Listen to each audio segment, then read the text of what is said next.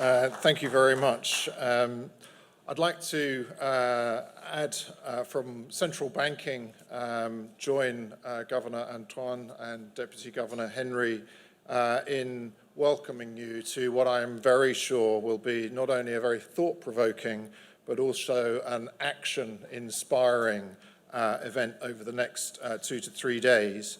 I must say it's terrific to be here on the beautiful island of St. Kitts.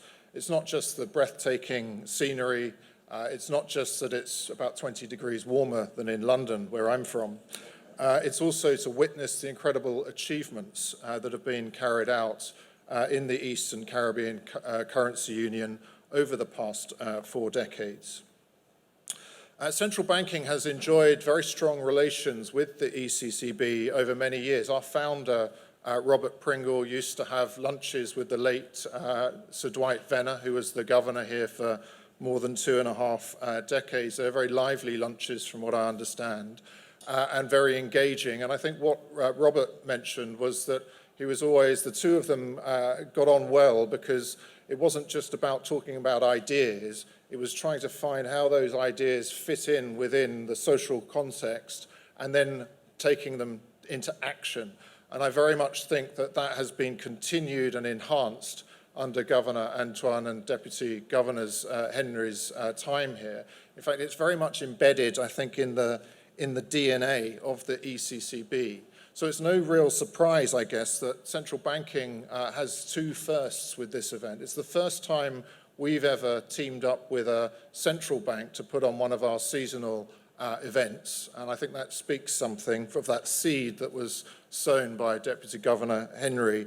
It's also the first time that we've hosted one of our main events in the Caribbean region. And again, I don't think that should come as a surprise because it's not just the ECCB, there are a number of other Caribbean central banks that really are striving towards best practice in multiple areas of central banking. That's not to say that there aren't plenty of issues out there. Both Governor Antoine and Deputy Governor Henry touched on some of them. There's still the fallout from the COVID-19 pandemic, the spectre of inflation. Developed world interest rates have had to go very high. There's stretched debt issues, financial system stress and strains, clearly geopolitical fractures that are ongoing, climate change and the reference to natural disasters that really do affect this region so strongly. There's war in Europe and in the Middle East, and obviously there's a human tragedy there. There's also an effect on prices for energy, for food, and so on. And then against that, we have things like demographic shifts. But it is also an opportunity, technologically or otherwise, to really grab opportunities and make things happen that will benefit our collective societies. And I refer actually to Governor Antoine's comments when he first unveiled the 40th year of commemoration for the ECCB. And he said, as a region, we cannot change our history, we cannot change our geography, but collectively we can elevate our development trajectory through innovation and collective action. And that really resonated with me. And I think it resonates with people outside of the region, to forge strength from adversity, to build and lift up where we can. Of course, central banking, I think part of it is information exchange too. We're all gathered here from far-flung places to exchange information, and that was why central banking was set up in the first place.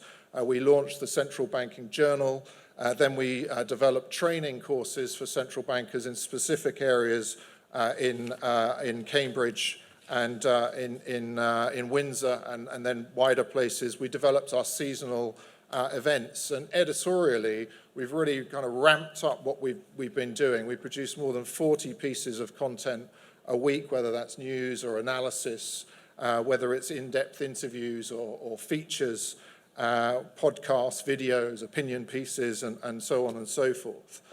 Increasingly, we look at the nuts and bolts in terms of intelligence for central banking, which is one of the reasons we set up our Central Banking Institute.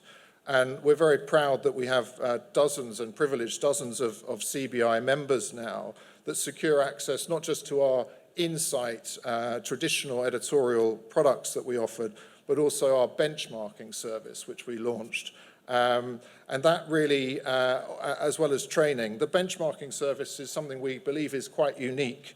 It provides members with the ability to compare themselves across a range of indicators. There are 10 different subject areas, 140 plus central banks have contributed data, I think around 35,000 data points at last count. And then we produce articles highlighting interesting developments, reports. We just launched our model bank analysis reports for that too, as well as interactive charting that people can play around with themselves to find out specific elements for themselves, and interactive sessions. So we've got data requests out at the moment for risk management and fintech. So if you want your institution to engage, please do encourage your colleagues or fill it out yourself. More recently, we launched a thing called the Foundations of Central Banking. We know that individuals quickly skill up when they join a central bank, unique in their country, of course, and they understand the culture of the central bank and so on, but they don't necessarily have a broader understanding of what different sections of central banks do. So we set that up to try and shortcut it. It's a virtual learning program across 8 core areas of central banking, and you end up with a CPD accreditation upon completion. We complement that with our bespoke training that we do increasingly with individual central banks, as well as our traditional training courses, both physical and online formats.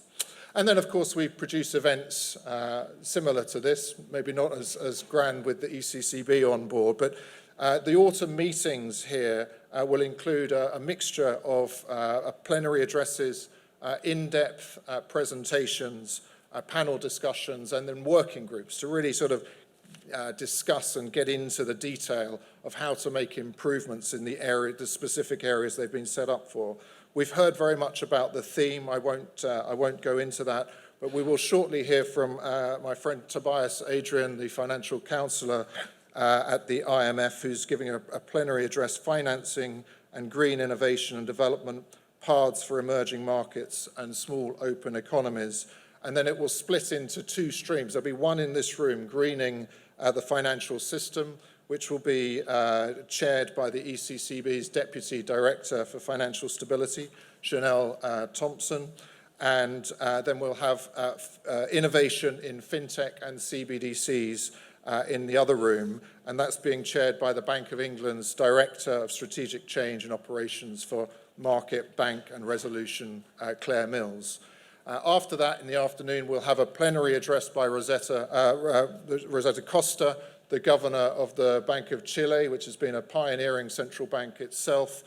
She, of course, is one of 3 lady governors from the Latin American region, including her peers in Mexico and Ecuador, and she's going to talk about female leadership and cultivating a collaborative culture in a changing world. And finally, I will have the privilege of chairing a fireside chat, probably sans fire, I would imagine, here with 4 very distinguished central bank governors. So I'm very much looking forward to that. I know I'm overrunning, so I won't discuss too much what's going on tomorrow. There is an app, so please have a look to see what's taking place tomorrow and then on Friday. I will at this point, though, thank our partners beyond the ECB. We're very appreciative for the support of Invesco, Wellington Management, Securize, FIS, SQL Power, Regnology, BNP Paribas, Techurate, and Crown Agents Investment Management for their support of this event as well. And just finally, we do try and stress, and I know with the ECCB here, that our events are very much embracing a spirit of fraternity. So please do seize the opportunity to engage with the speakers, with your peers, with those subject specialists that we have, to interact as in an open manner as you can, to further knowledge among peers, and obviously to hopefully make really strong, informed decisions that will benefit the public in your countries moving forward. So I do wish you, on behalf of central banking, a very successful event, and thank you for your time.